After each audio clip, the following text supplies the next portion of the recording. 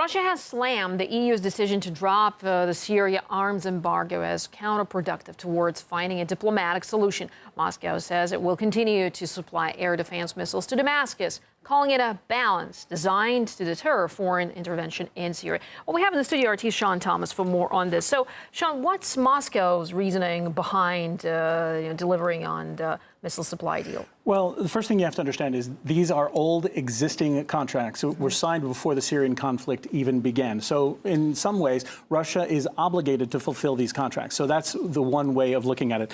But it is interesting, the timing today, in the wake of the EU allowing this arms embargo to expire.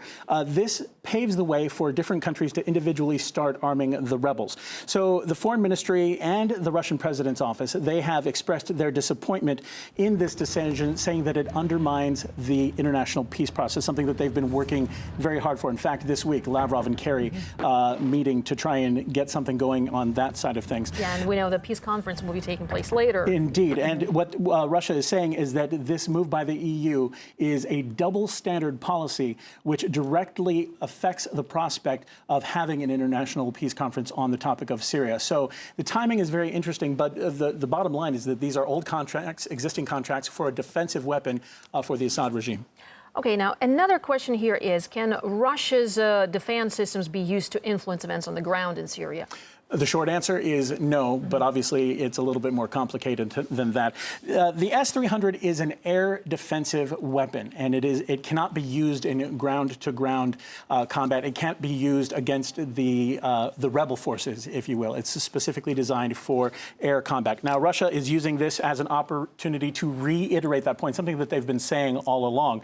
Now, the controversy, of course, is the international community looks at this as Russia is siding with the Assad regime. They're arming Assad. This is not the case. As we mentioned before, these are old contracts. Yes, they have to carry on. They have to carry out. Yes.